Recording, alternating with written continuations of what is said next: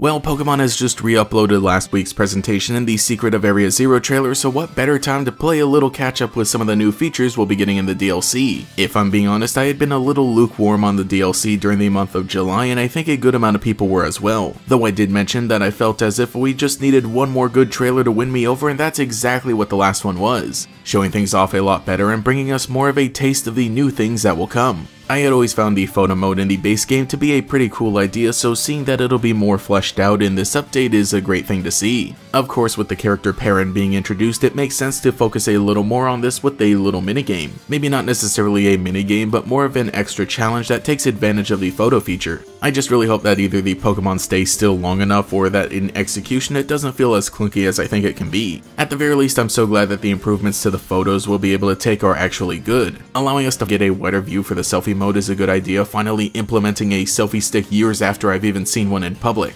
Though if we're using a Rotom phone, couldn't it have just floated a bit farther away? I don't know, the big news is that we'll finally be able to tell our own Pokemon to just sit still for a picture. This was one of the things that bugged me the most. If you wanted to get a decent snapshot of your Pokemon while walking with you, I found that they would just constantly walk out of frame, like to the point where they were basically on top of you and then you just couldn't get them back into frame at all. That's actually why I've still been using Pokemon Camp from Sword and Shield for footage of some Pokemon in videos this past year, because it was just a lot easier to get some decent shots of them. But now maybe I can finally move on to getting most of my B-roll in Scarlet and Violet. This is legitimately one of the best little things that could have been done, and I'm so glad they didn't just leave the photo mode as is and call it a day. Instead, they actually realized how it could have and needed to be improved, and it looks like it'll be a better time for us all. The addition of Mochi is pretty good as well. These are items that affect a Pokemon's base stats, basically more little items to increase EVs. I don't know how many points these will give, but if they're at least easily collectible and give more than the wings, I think it'll be worth a few rounds of the minigame.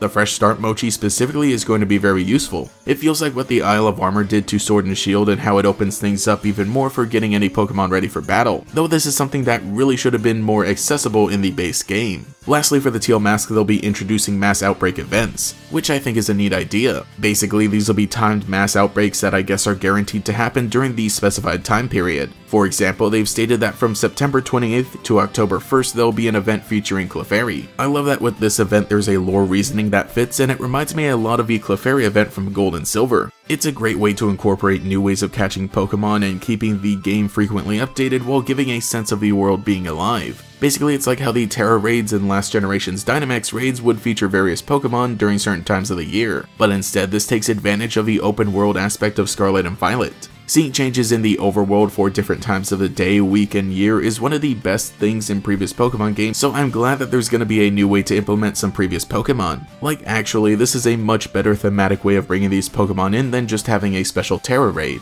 I can only imagine the things they'll cook up for Halloween and Christmas later this year. The Indigo Disc will also be bringing us some cool updates as well. We are finally seeing the return of Pokeball throwing styles, though this is yet another feature that just should have been in the base game, but I'm glad we'll be able to get just that little bit more of customization. Speaking of which, it seems like there'll be a lot to do as part of the Battle Club in Blueberry Academy. Aside from just the new Elite Four, we'll finally be able to have rematch battles with the gym leaders, again something that should have just been in the base game, but hey, at least spending BP will be interesting. We'll be able to use that BP to redecorate the club room, which is such a good idea because like why wouldn't that be something students do? I don't know if this will be full customization like a secret base. I have a feeling it'll just be set styles that we'll be able to choose from, given that the screenshots show the table and the bench in the same spot. But what we really need is be able to customize our dorm room. Seriously, there's like no reason to go there aside from the story beats. But those are some of my thoughts on the features we'll be getting in Scarlet and Violet's DLC. Again though, a lot of these features didn't really have a reason to be implemented later rather than sooner. Some of them don't really feel like things that needed to be added in and should have already been part of the base game, aside from the enhanced photo features which feel more like a fix to previous mechanics,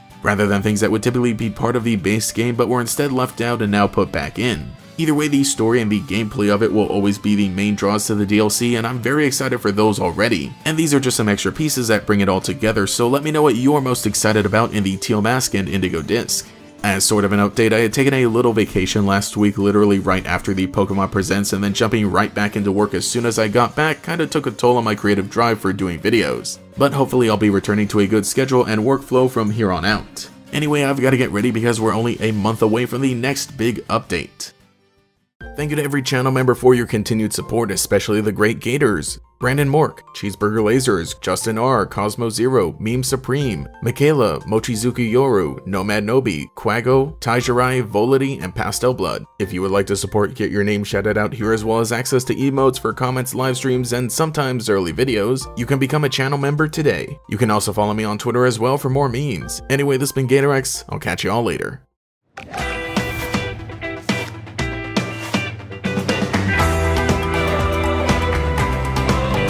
Start your adventure together in the Pokémon trading card game Scarlet and Violet. Coming soon.